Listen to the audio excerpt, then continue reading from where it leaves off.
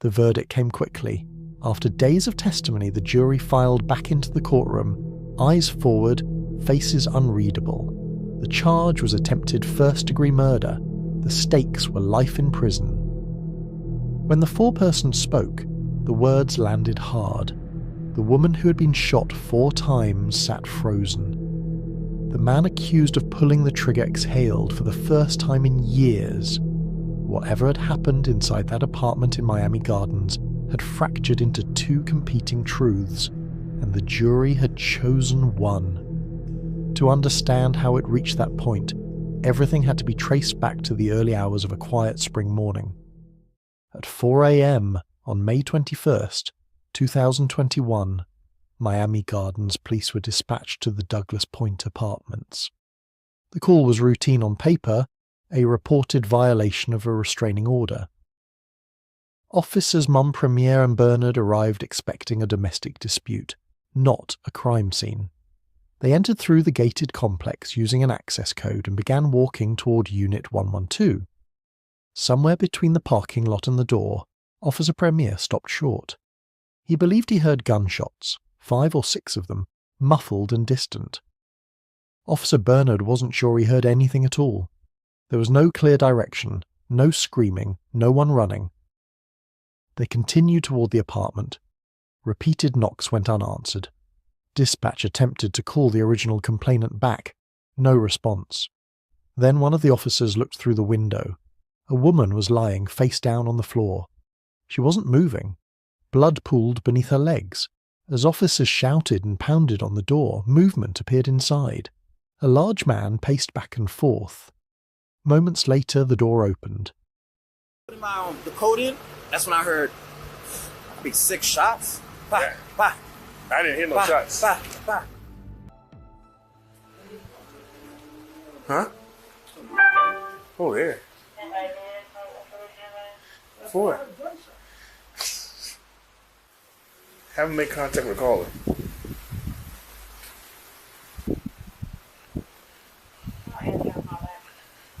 Hey, come here. What does it look like to you? I said, what does it look like to you? No, look in there. Bobblehead? No, look in there. You person on the ground? Is she drunk? You drunk? She on the ground. For real? She bleeding. She on the ground. She bleeding. Knock on the door, see if she can get to the door. Boss man, open the door, boss man. You got fuck. Let me see your hand, boss man. I'm out. I'll get us Bill, I seen a black man moving inside. Gave him instructions to come out. He's not coming out. Boss man, open up, boss man. Don't make it worse than what it is. Come out with your hands up. Gail Blunt stepped out with his hands visible. He was 55 years old, over 6 feet tall, nearly 300 pounds, a former Iraq War veteran. Don't fucking move. Ain't nobody moving. I got him. You got him? Ain't nobody moving. Put your hand behind your back. Go, boy. I'm fine. Intercept 220. That's too tight off. Right now, it don't matter. It don't matter. It don't You're matter. hurting me. You're trying to hurt me. I know what you're trying to do. You're hurting me. Bro, put your hand like you praying. Put your hand like you praying. I'm a disabled vet. All right. You're hurting me. Hey, check on the victim inside, man. She's motionless on the ground. Inside, Bridget Knighton was alive, but barely. She had been shot multiple times. A handgun lay on the floor nearby. Officers began rendering aid while securing the apartment. Ma'am. Oh, Lord. Ma'am. Guard 316, let me get rescue unit 3, please. She's bleeding out. Ma'am, where's your weapon? From a bedroom, a teenage girl emerged. Who's inside the house? Okay. Rescue scrolling? Gio, do me a favor, put her in the car.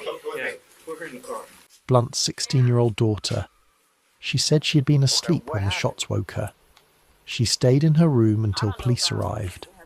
She told officers the arguing had started hours earlier. Like 8 o'clock.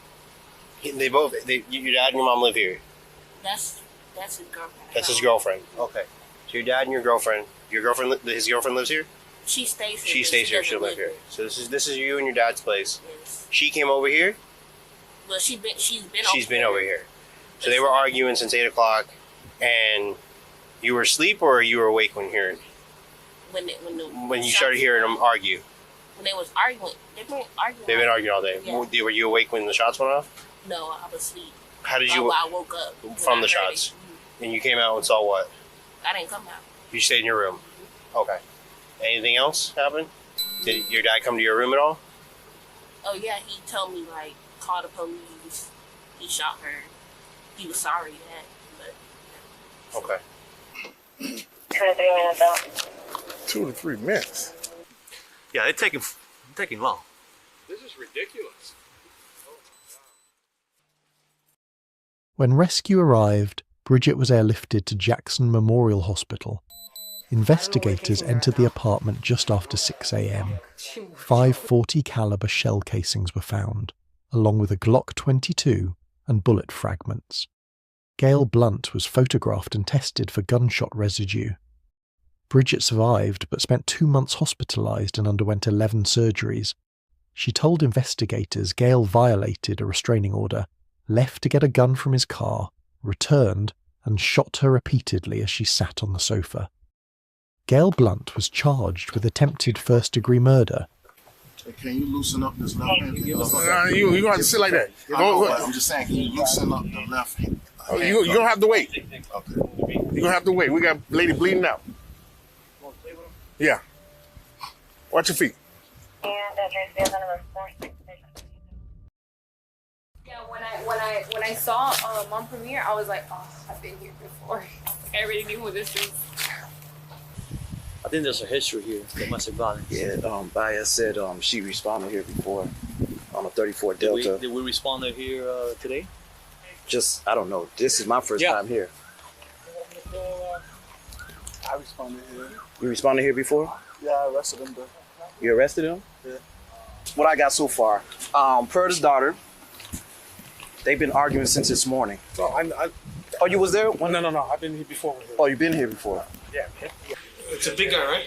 Yeah, big, heavy set guy. He's been around before. He has multiple cases against him.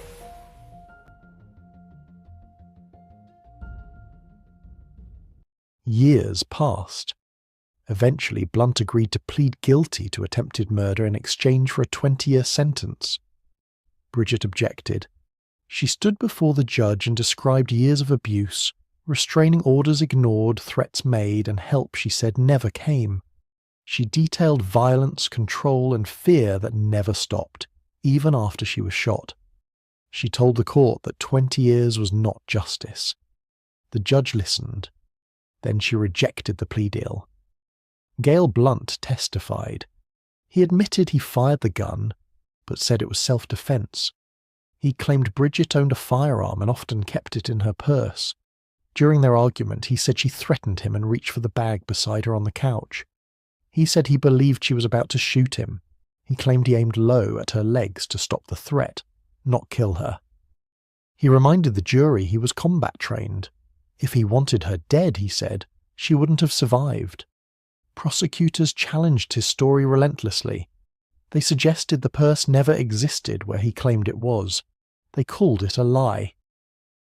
Then the defense presented a still image taken from police body camera footage. The purse was there, clearly visible at the end of the sofa. It had been moved later, during the scramble to find Bridget's identification. Yeah, I'm trying to see. Her purse, I think, is probably right here. Right here. It's right here. The prosecution addressed the jury directly and apologized for misrepresenting the evidence. The damage was already done. The jury deliberated. They returned with a verdict of not guilty. They accepted Gail Blunt's claim that he believed his life was in danger, even though Bridget had no gun in the purse. I wish to thank you for your time and consideration of this case. I also wish to advise you of some very. We were concerned initially that the jury may not believe him because he was a man and a large man at that. But at the end of the day, justice was served.